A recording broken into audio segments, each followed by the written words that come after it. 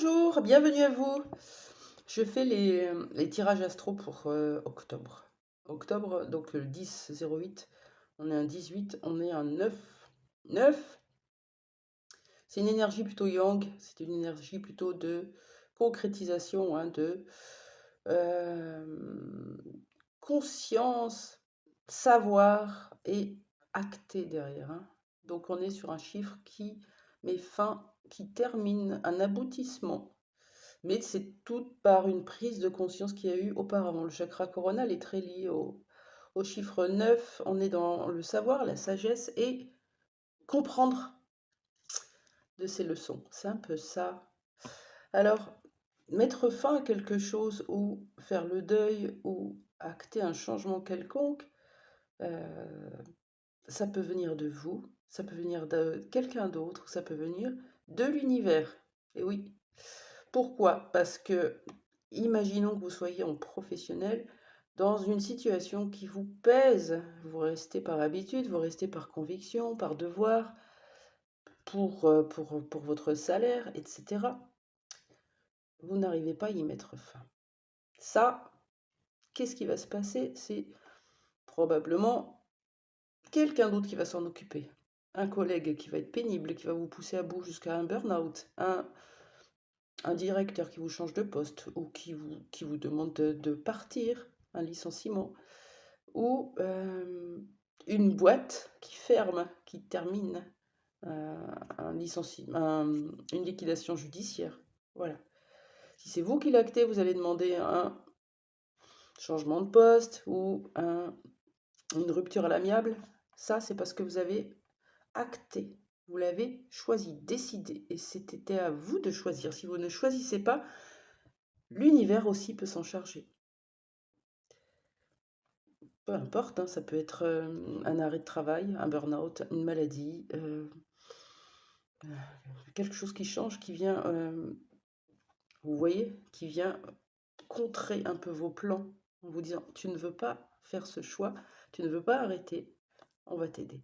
Là, c'était un exemple professionnel, mais évidemment, ça joue dans la vie sentimentale. Évidemment, c'est vous qui faites le choix, ou c'est l'autre, ou c'est l'univers qui s'en charge, toujours pareil. Et puis, sans parler de domaine propre, ça peut être des comportements qui changent, des schémas. Voilà. Depuis petite, je suis jalouse. Je dis n'importe quoi. Depuis petite, je suis jalouse. Je décide ici et maintenant de travailler sur cette jalousie et de m'en défaire, ou de l'amoindrir, ou de la comprendre, en tout cas, de l'accepter que je l'ai en moi et qu'elle est toxique pour les autres. Ça, c'est aussi un aboutissement de quelque chose. Dans le schéma, dans le comportement, c'est pour repartir sur un 1, et le 1, ça sera au mois de novembre, et ça sera formidable. Voilà, je vais faire le choix des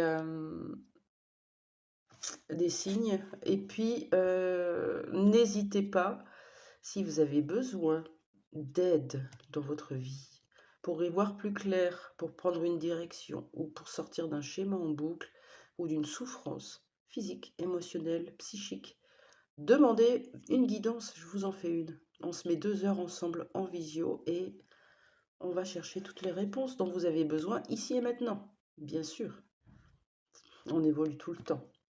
Je vous mettrai le lien en dessous. Je vous souhaite une bonne écoute. Je vais faire mes tirages. Allons-y. Il y a 2 signes qui me restent. Il y a sûrement le vôtre. Les cancers, bienvenue à vous les cancers.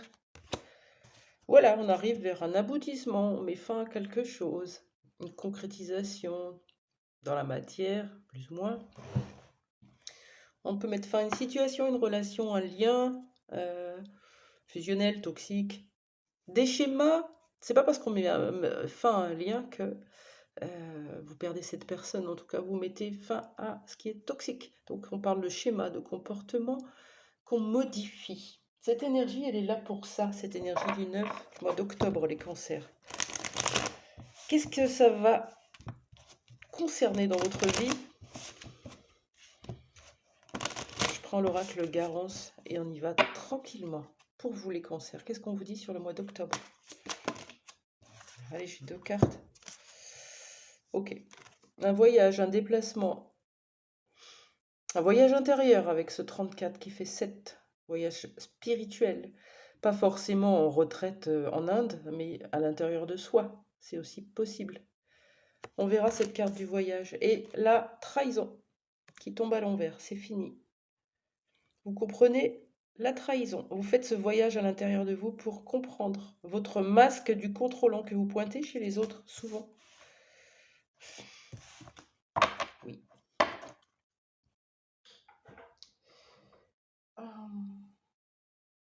Parlez-moi de ce voyage. Concrètement, de quoi ça nous parle ce voyage?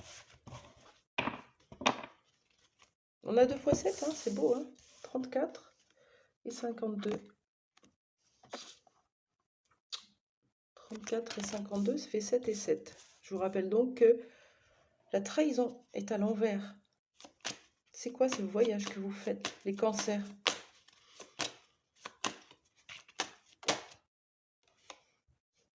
Vous regardez en face. Masque du contrôlant, vous l'avez chez vous. Dans quelle partie de votre vie, dans quel domaine de votre vie, vous n'agissez pas comme vous pensez? Se mentir à vous-même, vous mentez à vous-même. Est-ce que c'est parce que je reste dans ce couple qui me ne convient plus, mais j'ai peur d'être seule, donc je reste? Est-ce que dans le travail, j'ai envie de m'y prendre autrement, mais je me plie aux exigences des autres parce que j'ai peur qu'on me foute dehors, parce que j'ai peur qu'on me mette de côté, parce qu'il y a plein de trucs, hein. Se mentir à soi-même, garder secret, ne pas se montrer tel que l'on est, ne pas se révéler, du prix, tromperie, adultère, il y a tout ça dans le masque de la trahison, se cacher. Bon, on s'en fiche puisque vous allez y mettre un terme. En vous regardant en face, qu'est-ce que vous voyez dans votre miroir? C'est intéressant ça. Qu'est-ce que vous voyez dans votre miroir? Les cancers. Un enfant. C'est trop beau votre tirage, ça me donne vraiment la chair de poule. Quand vous regardez dans votre miroir, il y a quelque chose qui n'est pas aligné souvent quand on se regarde dans les yeux. On voit derrière, surtout quand on porte le masque de la trahison, on voit derrière cette trahison, on la voit. On la voit à l'intérieur de nous, même si elle ne fait pas partie de notre vie, elle est quand même à l'intérieur. Et c'est cet enfant à l'intérieur de vous qui s'est senti trahi à un moment donné, ou qui s'est senti abandonné ou rejeté, et qui a porté un masque, le masque du contrôlant. Tac! Je mets le masque du contrôlant, je cache. Je cache quoi? Un secret, une tristesse, une colère, la rancœur, des émotions, des sentiments, une vérité. Il y a plein de choses en fait. Et je cache profondément quelque chose en y mettant le contrôle dessus, jusqu'à que vous reconnectiez à cet enfant intérieur et vous vous rendiez compte que votre adulte d'aujourd'hui n'a plus à porter ce masque. C'est ce qui se passe pour vous. Les cancers, c'est beau.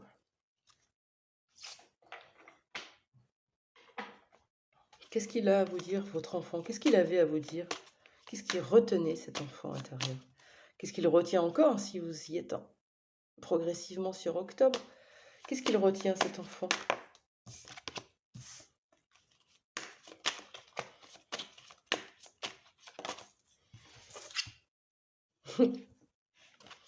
Une collaboration, un soutien, une famille, ça peut être des amis, un groupe, quelque chose de l'ordre de la communauté, hein, un esprit de partage, où il y a eu une forme d'injustice, c'est tombé à l'envers.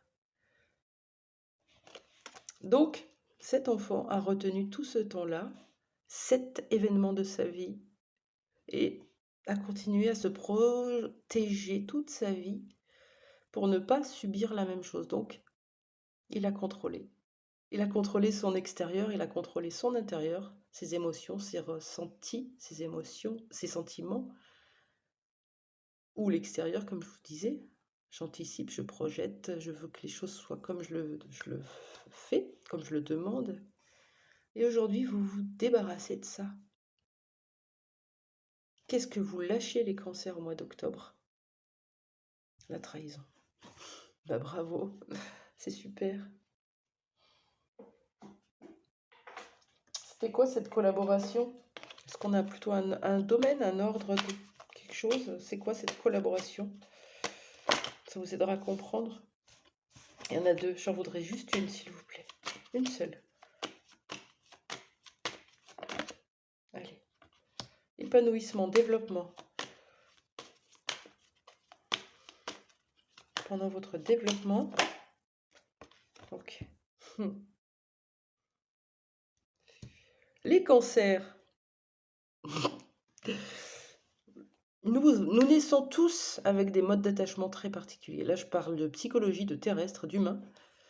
Nous naissons dans une famille où on va vivre la blessure d'abandon ou la blessure de rejet.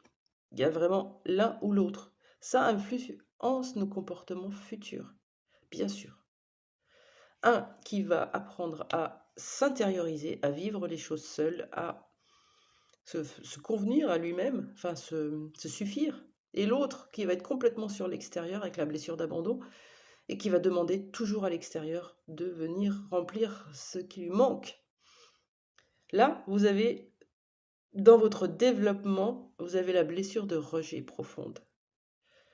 Petit, vous vous êtes senti exclu, rejeté pour qui vous êtes, rejeté dans votre entièreté, pas de place, pas d'existence, invisible. Donc ça a dû vous faire travailler sur votre estime de vous-même toute votre vie et pour protéger cette peur profonde d'être rejeté de nouveau, d'être vu tel que vous êtes, d'être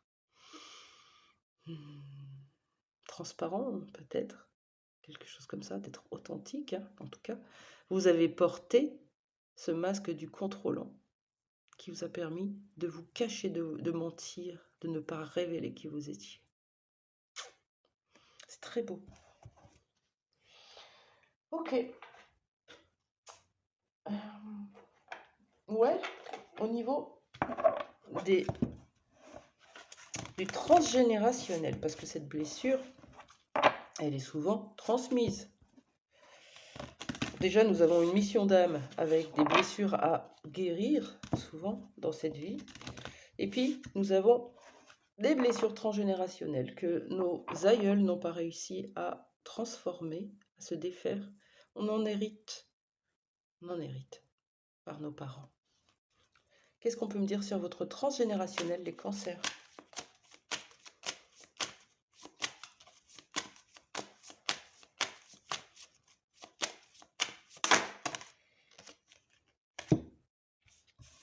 Il y a quelque chose à comprendre avec votre grand-mère paternelle, la maman de votre papa,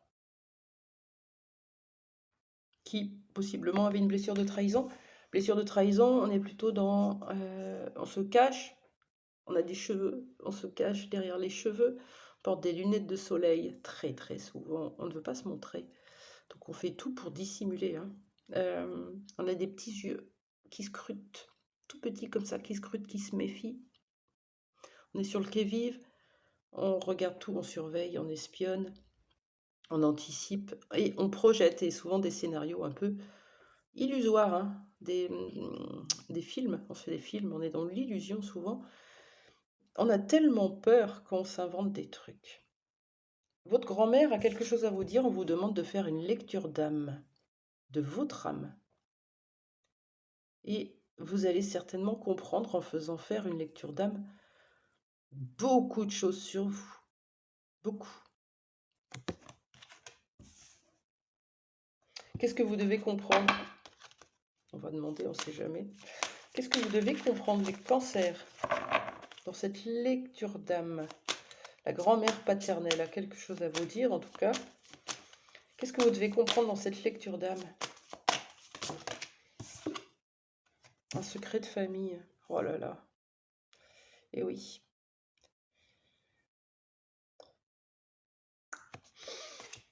Alors, si vous avez des capacités extrasensorielles, vous faites une lecture intuitive, une écriture intuitive, ou vous faites une méditation, vous essayez d'aller chercher des informations. Sinon, vous demandez de l'aide.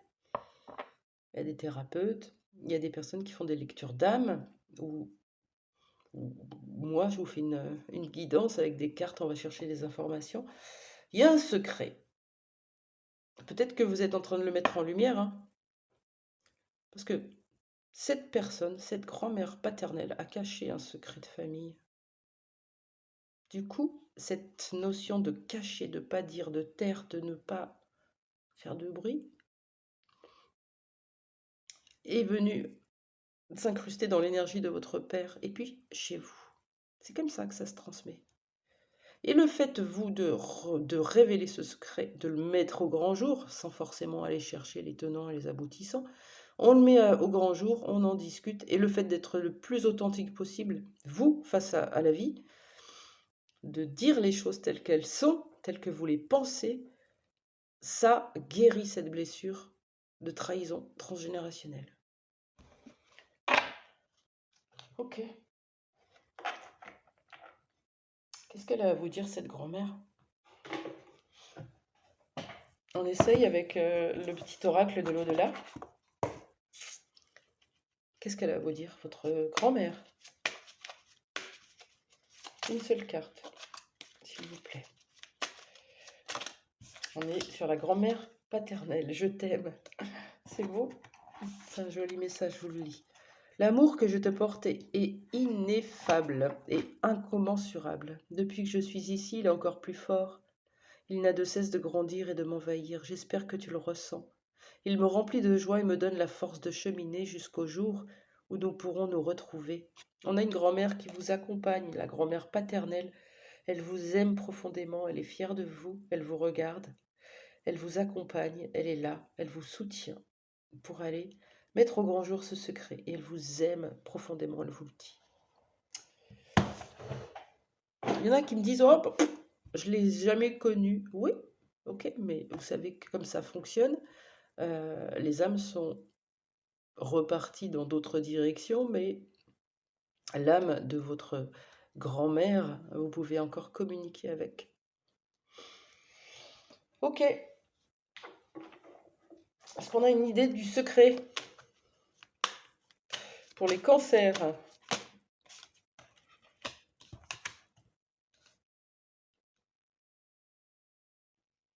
Ça parlera peut-être à vous, qui êtes une femme, ou à votre mère, ou bien plus avant. On a un transfert qui a été effectué concernant la perte d'enfant, ou la fausse couche, ou la perte d'un bébé, d'un enfant de bas âge. Il y a quelque chose qui a été transféré, donc, qui a provoqué une peur chez vous, certainement.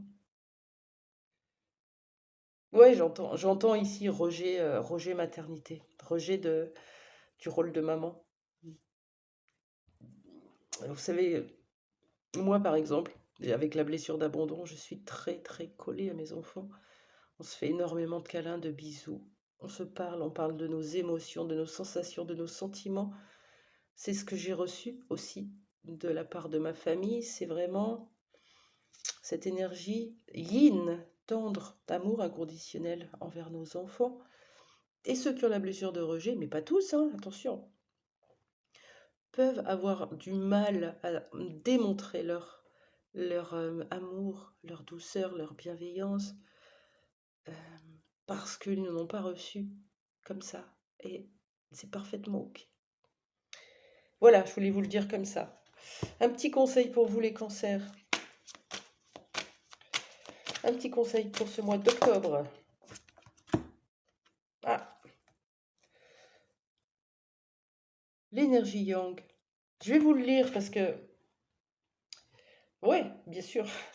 Pardon, le numéro 3. Quel conseil pour vous, les cancers? Exprimez votre énergie yang. Alors, on y va. C'est le côté masculin en chacun de nous. Ça peut désigner votre masculin si vous êtes une femme ou vous si vous êtes un homme. ou aussi une personne autour de vous qui va représenter ça et qui va pouvoir vous permettre l'ouverture aux autres, l'agitation, le déploiement, l'action, l'engouement. On peut représenter l'ensemble des actions ici qui partent de votre centre. Donc quand on a une blessure de rejet, on est très centré, hein. C'est pas de l'égoïsme, c'est de l'égocentrisme. C'est apprendre à gérer seul, apprendre à être seul, apprendre à s'aimer seul, à vivre seul. Cette énergie yang, elle va vous représenter l'ensemble des actions qui partent de votre cœur pour aller vers l'extérieur, s'extérioriser, partager, donner, échanger, recevoir. C'est beau. Voilà, je vous souhaite un très bon dimanche et je vous dis à très vite pour un autre tirage. Bonne journée.